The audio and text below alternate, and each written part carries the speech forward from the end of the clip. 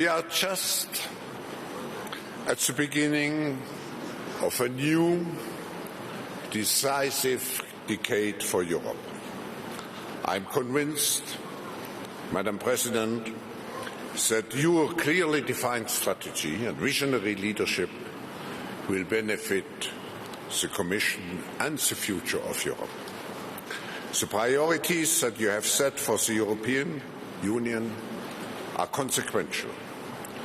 Europe has the potential to provide global leadership on the challenges we need to address urgently: climate change, the fourth industrial revolution, inclusive digitalization, growth, competitiveness, as well as Europe's role in the world. I deeply believe that reconciling our planet and our economy with the goal of achieving the first climate-neutral continent will serve and has to serve as a global role model for sustainable capitalism. I look forward to witnessing the transformational journey under your leadership. Madam President, we welcome you very cordially, not the first time here in Davos, but because you served also in the board of the World Economic Forum, but the first time as the President of the European Commission.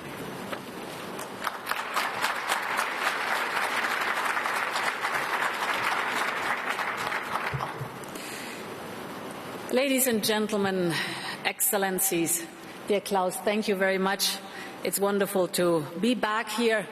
Indeed, the World Economic Forum stands for multilateralism, for global cooperation, for listening to each other, for new ideas for the future. And I'm very well aware that some say that the global order, as we've built together the last 50 years, is outdated. And whether we agree or not, we all have to recognize that it has been challenged every day. And this is not a question of only one country or one party or one president. It is a global phenomenon driven by personal sentiments. People feel that their workplace is changing before their eyes. They're worried about the future of their business or the future of their families. They stick to all the rules. They give their very best every day. But no matter how hard they try, they feel the world is moving faster. And well, there are different ways to deal with these obvious changes.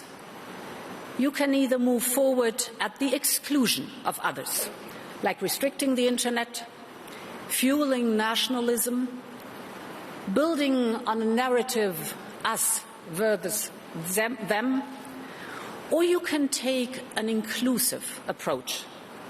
Cooperate with your neighbors, bring to the table all the scientists from all over the world, connect your business and your innovators to create new markets and sustainable jobs.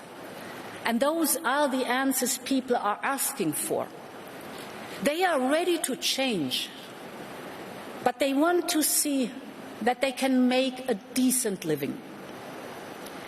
And to find these solutions among nations, I think we need to upgrade and modernize our international fora, and we need leadership to take these topics to the next level.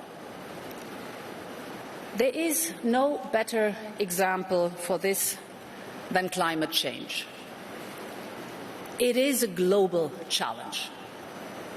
Most of us, not all of us, but most of us agree that we need to act.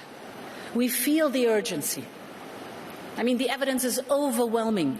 If you look at the droughts, the floods, the fires, the heat waves, the rising ocean, the extreme weather situations we've had before, but not as frequent and not as intense as it is today. The World Economic Forum's so-called Global Risk Report, identifies that the top 5 risks for our economy are all climate-related. There is still scope to address these risks, but the window of opportunity is rapidly closing. We have to act now. And this is the reason why the European Commission presented as its first priority the European Green Deal. Europe will be the world's first climate-neutral continent by 2050. And it will do whatever it takes to unlock the investment, the innovation, and the creativity that is needed. Over the next decade, the European budget will mobilize €1 trillion of investment. It's going to be European money, national co-financing, private investment. This is you who we need to join. And of course, strongly supported by the European Investment Bank. This is our climate bank. And this will create a green investment wave. And there is a demand for it. Last month, 44 of Europe's largest investors, representing €6 trillion of assets, called on the European Union to put climate neutrality into law. They want that law. They say they need that law because it will give them the confidence, the accountability, and the reliability to make long-term investments. The European Green Deal is our new growth strategy. The novelty and the difference to our fossil fuel-based model is that we will foster growth that is not extracting resources, but that gives back to the planet more than it takes away from it. And Europe has the first mover advantage, and we'll strengthen it. I think the whole world increasingly needs clean technologies and new solutions, because we will all face the same limits of fossil fuel-based growth, and therefore Europe will seize the opportunity. Our battery alliance, smart grids, green hydrogen power, offshore wind power, clean steel, decarbonized gas, you name it. This will create innovation, it will create value, and it will create jobs. But there is no point in only reducing greenhouse gas emissions at home if we increase the import of CO2 from abroad. And this is not only a climate issue, it's also a climate issue, but it's not only a climate issue, it is also an issue of fairness. It is a matter of fairness towards our business, of fairness towards our workers, and we will protect them from unfair competition. One way for doing so is a carbon border adjustment mechanism. Frankly, I prefer to encourage our trading partners to work with us for a global level playing field for the benefit of all of us. California, for example, is showing the way with an emission trading system that covers 85% of CO2 emissions. And I also commend China for taking the first steps towards a CO2 pricing system. And these may be only first steps towards a level playing field. But if we achieve a global pricing for CO2 or for greenhouse gas emissions, if it turns into a global trend, we will have a global level playing field where no carbon border tax is needed anymore. And this is an example of a new modern international framework we need. This shows that if you engage with Europe, you will find a reliable partner working for a more sustained world. But we ask for fairness in return. And we have a lot to offer. We are the largest single market in the world. We are one of the 3 largest economies. We are the largest source and destination of foreign direct investment. We have more than 80 free trade agreements and over 700 international economic agreements. And the next negotiations will start in February with our British friends. All these agreements are not just about trade. They are platforms to shape and harness globalization. And they are drivers to build common solutions to challenges such as climate change or digitalization.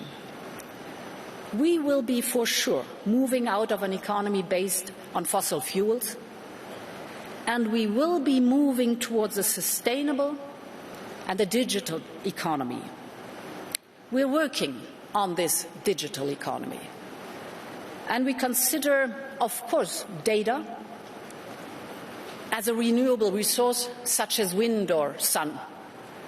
Every 18 months, we double the amount of data we produce. Every 18 months. These are industrial data, commercial data, 85% of which we never, ever use. And this is not sustainable. Within such data, there are hidden treasures.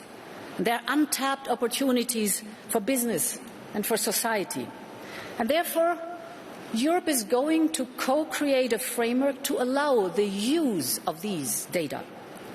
It should consist of a trusted pool of non-personalized data that governments, businesses, and other stakeholders can contribute to.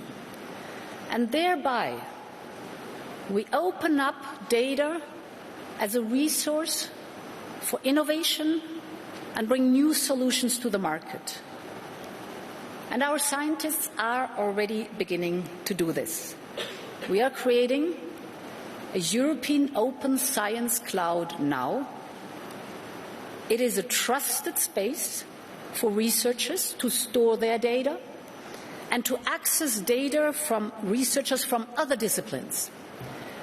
We will create a pool of information leading to a web of research insight. And every researcher will be able to better use not only their own data, but also those of others.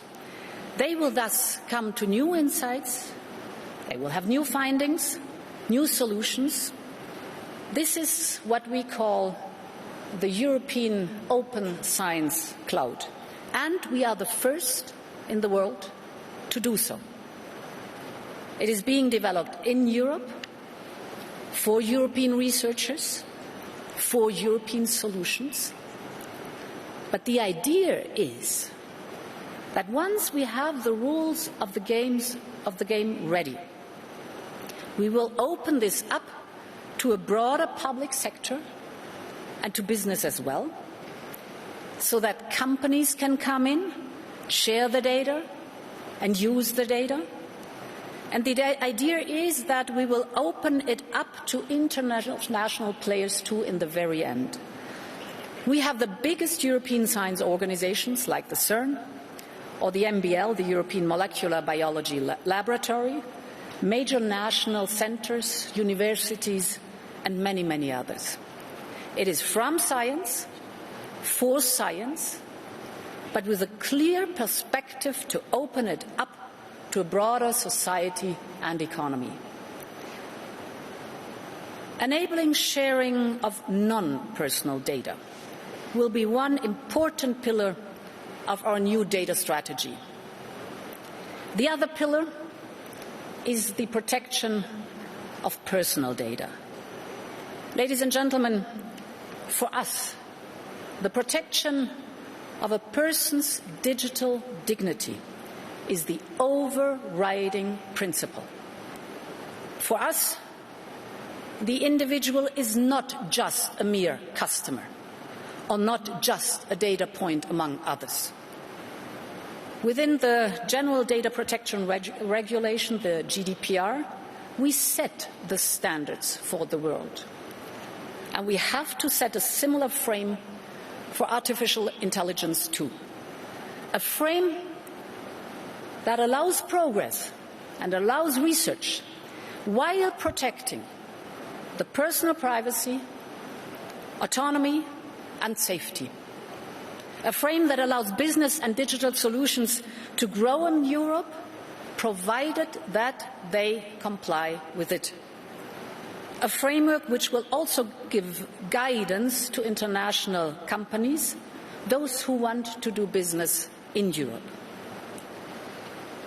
Ladies and gentlemen, this is about Europe shaping its own future. But to be more assertive in the world, we know we must step up in some fields. Recent events have exposed where we have to do more. Libya shows the cost of division and hesitation. I just come from the conference on Libya in Berlin last Sunday. It was good to see that the international community took an important step in the right direction. And you can count on the European Commission to strongly support the process towards reconciliation and reconstruction. It takes very little power to break a fragile balance. But the true power lies in putting the pieces together, back together again. And during the last decade, Europeans learned the importance of a stable neighborhood. From Ukraine to the shores of the Mediterranean, from the Western Balkans to the Sahel, we have learned the importance to invest more in long-term stability and to prevent crises. And this is where Europe can make a real difference. We are the largest donor for development cooperation in the world. In fact, we invest in this more than the rest of the world combined. But we must also do more when it comes to managing crises as they develop. And for that, Europe also needs credible military capabilities, and we have set up the building blocks of a European Defence Union. It is complementary to NATO, and it is different. There is a European way to foreign policy and foreign security policy, where hard power is an important tool, without any question, but it is never the only one. Hard power always comes with diplomacy and conflict prevention. It always comes with reconciliation and reconstruction, which is, by the way, something Europeans know very well, because we all have gone through this here in Europe. Ladies and gentlemen, while the world around us is changing, the things we want from life remain the same. We want to take pride in our work. We want to spend time with our loved ones. We want to breathe clean air and to drink clean water. We want to feel at home where we live. We want to feel confident that our children will have all these things we take for granted. And if we want to stay true to all we hold dear, we need to be open-minded. We need to embrace change. We have the collective responsibility to find new ways to make this possible. We need to rediscover the power of cooperation based on fairness, based on mutual respect. And this is what I call geopolitics of mutual interests. This is what Europe stands for. This is what Europe will work for. And with all those who are ready to join, thank you for your attention.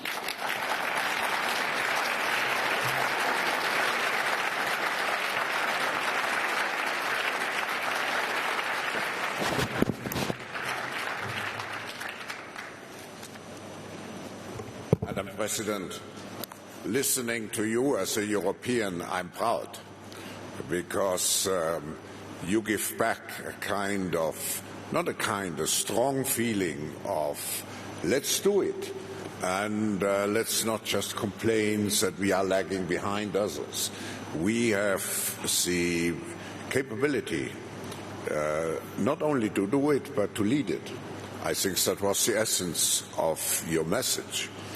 Now, I don't want to sound critical now and to put some, let's say, salt into the water. Europe was built on the notion of unity in diversity. And today we sometimes have the feeling it's more diversity in unity.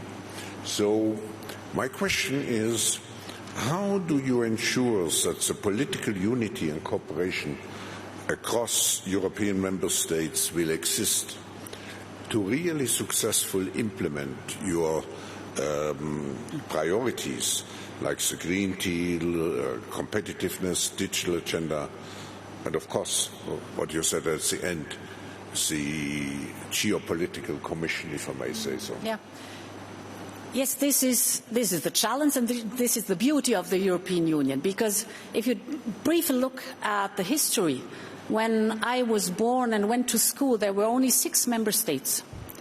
Today, just one lifespan later, we have 28 member states. And of course, this is always a challenge between the national interests and the common European interest we have to define. And relating to your question, the good part at the moment being is, of course, we had times of hesitation and we had times of division. But we all now feel the urge of having to move forward, not only in the field of the European Green Deal, but also in digitalization, also in the topic of migration, for example. The good part is, I've put forward my political guidelines, but there's also, since summer, the so-called strategic agenda of the European Council. This is all heads of state and government of the member states. And it's strongly overlapping. So, in other words, the political chambers have the absolute same agenda. On top comes the European Parliament with a very strong push towards this agenda too. But there's one more point that is more convincing. It's the European people. The European people have understood that we have to step forward what climate change is concerned. The European people have understood that in digitalization we have to put our own European way forward. And I think it's very important for politics and policies never to oversee if the people move forward, that we adapt our policies and are delivering what they are asking for. And therefore, we are in a fortunate situation that all these different entities of the European Union come together with one very strong call to be the first climate-neutral continent in 2050, to step forward in digitalization, as I pointed out. And I think this is a very good precondition to really be active and to move forward. I think when you have the right strategy, having been a teacher for strategic management, when you have the convincing strategy, people will follow. Mm-hmm. But you have one additional obstacle, because until the end of this year, the Brexit discussion, and maybe even beyond this year, the Brexit discussion will absorb a lot of energy of the Commission. Mm-hmm. Do you see that this will slow down, particularly in the critical first phase, the ability of implementation of your ideas? A clear answer is no, and I'll explain why. First of all, we have been dealing with the phenomenon Brexit already since 3.5 years now. We have a task force. You all know Michel Barnier. He's heading the task force. So this will be the ongoing task force for the negotiations with our British friends. And this is separated from the daily business we were just talking about, we have to fulfill in the Commission. There are 3 more points I want to mention. First of all, we do have now the Withdrawal Agreement, which has gone through the European Parliament and the British Parliament. And within the Withdrawal Agreement, we've solved the biggest problem we had ahead of us. The one is citizens' rights. It was very important for us to have clarity on citizens' rights. We have 3.5 million European citizens living in the UK and vice versa, 1.2 million British citizens living in the European Union. It's good for them. They have their rights secured. Second, peace on the island of Ireland was of utmost importance for us. We wanted and we did protect our member state Ireland, and this is successful done with the Withdrawal Agreement. And the third point in the Withdrawal Agreement is the financial settlement. We're fine with that too. We have on top the so-called political declaration, which is kind of a chapeau that is describing the roadmap we want to go on together.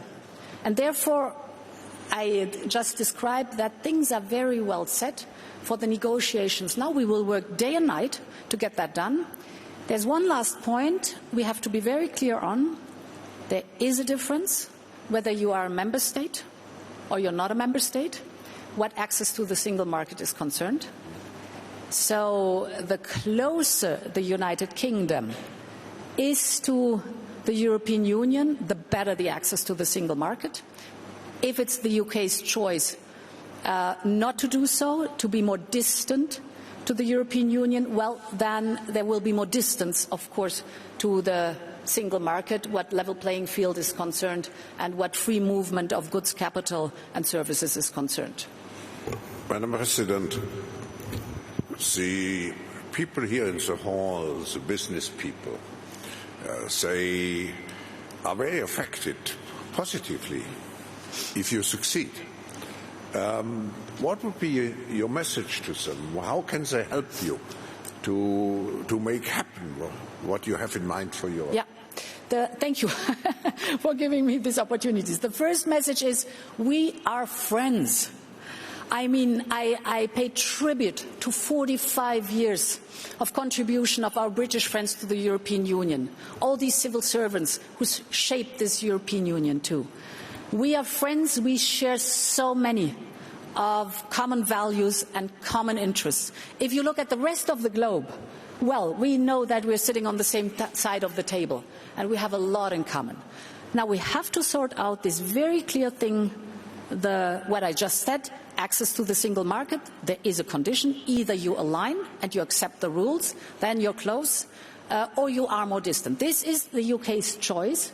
So you can shape this choice too, but the overarching message is we are friends, we have been friends, and we will be friends because we have so much in common to defend. So let's conclude this session by saying let's work together to make your vision happening. Thank you so much. Thank you so much. Thank you.